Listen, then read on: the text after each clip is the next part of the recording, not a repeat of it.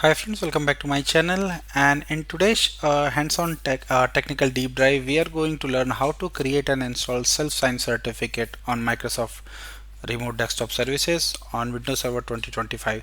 So it does not matter you are using 2025, 2022 or 2019, so the process is going to remain same. So this is going to be a complete end-to-end practical implementation where I'll not just going to do the configuration step, but we will also understand the concept behind every action. So by end of this session you will be going to understand exactly how the certificates works inside the RDS environment. So if you are working with remote desktop services, virtual infrastructure, desktop infrastructure, or remote application publishing, RD gateway or RD web access, then the certificate is not optional. They are critical part of RDS deployment. So in many lab environment, proof of concept deployment or testing scenario, test lab, internal isolated environment, administrators needs often quick certificate solution without purchasing a public certificate or buying certificate from a trusted certificate authority. So this is going to be basically going to be used internally for with the self-signed certificate which we are going to generate and use. So we will start with fundamental, understand the architecture, create certificate, and then assign it properly with the RDS, and then we are going to basically validate our infrastructure also. So before going to implementation, let's understand some basic behind the RDS SSL certificate. So why is SSL is required in RDS? So there are two type of certificate we can use in RDS basically. So certificates are used for encrypt data, authenticate the server, and basically builds trust. So this prevent the attacker to basically gain access or do a man-in-middle attack for your RDS infrastructure. So self-signed certificate, which is basically going to be created and signed by your own server, which can be internal CA server, certificate authority server, or your RDS server itself. There is no cost, and it will show you the basically security warning depending on how you are deployed and configure it. And this is good for internal lab or testing environment, but it is always recommended to use a trusted certificate if you are dealing with real production environment, or you are trying to publish your RDS over by using the RD gateway over the internet. So issued by the trusted certificate is basically issued by trusted certificate authority, just like GoDaddy or someone else, and widely trusted by browser and clients. No security warning required for production environment. So this is what you need. And then best practical and production recommendation for RDS certificate. This is the very first and most important. Use the trusted certificate. Use CA signed certificate in production. Avoid self-signed certificate use in production. And server mismatch is the basically match the server name. Ensure your certificate a CN name or SAN matches the RDS server name. Avoid name mismatch errors, and monitor expiry. Install certificate correctly. Install on the local computer store. Ensure proper binding with port 3389, which we are going to validate. And limit access and permission. Restrict access to private key for only authorized people. And then follow the least privilege principle, and test and validate regular basis your RDS infrastructure basically. And these are the common errors while dealing with RDS certificate. So certificate is not trusted, name mismatch, certificate expired or incomplete certificate chain, or maybe you have a wrong certificate and a port and binding issue with the IIS inside the IIS. So this is the basically a process which we are going to follow in our lab. So this is my lab environment. I have a RDS core infrastructure with one domain controller and one connection broker server and two session host server. which is deployed recently deployed. So and then we got three thin client machine to test our RDS. So this is how it's going to work. Thin client, once the certificate is installed, it's going to be based on HTTPS TLS protocol, and then it will get access to our RDS session host server by supported server such as Active Directory and FS Logics. So this is the process. So create self-signed certificate, export the certificate with private key, import certificate to RDS server, and then bind certificate to role. So in the IIS you will have this role, so you need to make sure the IIS is properly bind, and then test the certificate on client, install the certificate on or export the public certificate, and add trusted root certificate in authority for all the clients, and then restart the RDS service and verify your test connection. So this is what we are going to do now. So let me go on my first on my connection broker server. So I just recently installed this. This is a fresh installed RDS infrastructure. So if I go to edit deployment, you should be able to see inside the certificate we don't have any certificate configured. And now if I try to access this URL, basically the connection broker URL, you will see here with the freshly installed, you will see here error SSL key uses incompatible, so it's not going to work. So now there is a multiple way to generate a certificate. So let me show you first. So let me go to MMC first and then try to see if we have any certificate. So currently we have one certificate which is basically mapped, or due to which not properly created, so that's why we are getting that error. So let me show you. So if I go to certificate, personal certificate, you should be able to see one certificate here. This is the automatic certificate which is generated during the RDS installation, and you can see the expiry is approx one basically uh,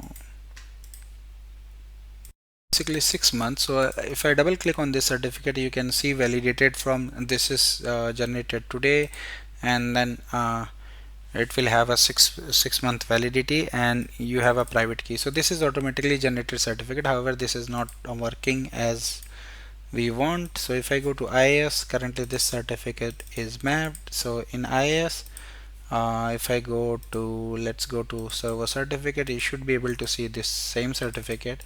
And now if I go to my application, this is the basically website which is published for RD web, where we are getting this error. So let me show you. So if I click on browse, so let me go ahead and see the bindings basically for this. So you can see the page is still giving error. And now if I go and see the binding here, so edit binding, you should be able to see the certificate. So this is the certificate which is currently being used, but this is not working. So we will go ahead and generate the certificate.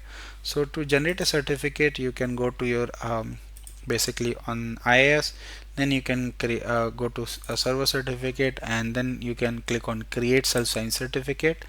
Now you can put some friendly name. So let's say my friendly name is, I'm going to use the same name of my server FQDN. So if I go click OK, so now you can see here the certificate is created here, and then it has a basically expiry for 1 year. You can see here, so it says 1 year expiry. However, if I go and see here also, it has a 1 year expiry now. So now this certificate is generated, and we can basically use this certificate. However, I'm going to create certificate from PowerShell, which will give us some advanced options. So let me go ahead here and refresh this one. So now we have one certificate only. So now this is the PowerShell script which I'm going to use to create a certificate. So you can see here DNS name, I'm going to use the full FQDN for my connection broker server. So this is going to be FQDN of my server, and then certificate location, it's going to be my local machine, and then key length is going to be used 2048, and then it's going to be exportable, and then this is my friendly name of certificate, and then this is important, I'm going to create this certificate for 5 here, and then this is the hashing algorithm. So I'll go ahead and now try to create this certificate. So it will take some time, and then we will have this certificate generated. So let me refresh this. So now you can see this certificate is generated, and we got this certificate created, and you can see the friendly name also. So this is good. Now what I'll do, so inside my IIS basically, let me refresh this and see if we are getting certificate here also. So now you can see RDS sign certificate is available here. And now what I'm going to do here, so now basically we are going to uh, export this certificate and then import in our RDS server. So I'm going to do this export. So this is my certificate, and I'll go ahead, right click, and then basically export, click next, and then yes, export with private key. So I'm going to export with private key and export all extended properties, and then I'll go ahead and put some password here, and I'll go ahead and use SH8 or 256, click next. So now I'll put some file name, let's say RDS self-signed, and save here as a PFX. Now this certificate is exported and saved. So now this is good. Now I'll go on my RDS server basically. So on RDS server, I'll go to edit deployment and then certificates, and then I will go ahead and click on select existing certificate, and then I'll browse my certificate, provide the password basically which we have set during the export, click OK, apply. So I'm going to apply this certificate one by one on all 3 servers. So let me reset these machines so we can start testing also in some time. So yeah, so we were on certificate, so you can see this level is showing untested because this is self-signed certificate. However, status is okay and state is success, so this is good. I'll go ahead and add now certificate to next service, apply, and then finally we are going to have a RD web access. So here, and then apply. So now our all 3 services have the same certificate, and if you want, if you have a gateway server, you can apply on gateway server also, but it is highly recommended to use a trusted certificate if you want to use a gateway server basically. So now this is good. Now if I basically go ahead and restart the service, my IIS service, and let's verify in the binding which certificate is binded. So now you can see here RDS self-signed certificate is binded. So this is good, since we added the certificate in from the RDS. Now this certificate can be deleted, so I'll go ahead and delete just to make sure the certificate environment is cleaned. And now if I go on certificate, so I should have only one certificate, so this is good. Now let's try to go ahead and refresh this page, and let me get the URL from deployment. So you can see the URL now. So now you can see here, this is the certificate. So subject name, you can see our FQDN is showing here. This is good, and this is the basically information about the certificate. So I'll go here and click on continue. So I'm able to basically browse now our website, since the correct certificate is mapped, which is a self-signed certificate which we have just created.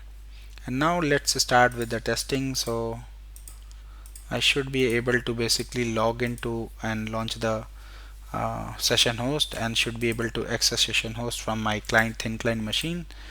So we have done till here. We have restarted the RDS services basically also, and everything is done. So if you want, you can install this certificate on your client machines also, and trusted root certificate authority on all the clients. So this error is not going to come. However, we will test it without installing.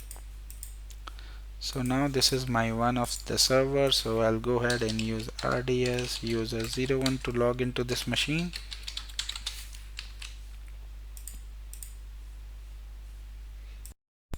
So now I go on Chrome, so let me copy this URL here and go to thin client, and then I'm going to paste the URL here. You can see the certificate authority warning is coming, so I'll go ahead and click yes, and then I'll put my username here, so RDS, and then put my username and password, and then I'll go ahead and launch this. So I'll go to my downloads folder and then double click on this RDP file which just got downloaded. You can see here this is the file which just got downloaded, and now let's try to connect this. So publisher is coming unknown since we are using self-signed certificates. I'll go ahead and click on connect, and now I'll put my password again, and now you can see securing remote connection. So this communication is basically now happening on port 443 by using the self-signed certificate which we have just created and attached to our RDS deployment. Now you can see I'm able to log into my session host. So this is the certificate, your identity to verified through a connection broker which is verified using Kerberos. So this is good. Now if I go and see what is the host name, so host name, so you can see I got login session on my session host 2. So if I go to connection broker, just refresh this, so you should be able to see I got active connection. So this is pretty much which I wanted to show in this video. So if you want to basically avoid this error of the while you are trying to access the URL, you can basically install the certificate, export the public key, and then add the trusted root certificate authority on all the client, then you will not have that error. So this is pretty much everything which I wanted to show you in this video. So thank you for watching. Please subscribe me for more videos, and if you have any query, any question related to this, you can always post me my given mail IDs. Thank you once again. Bye bye.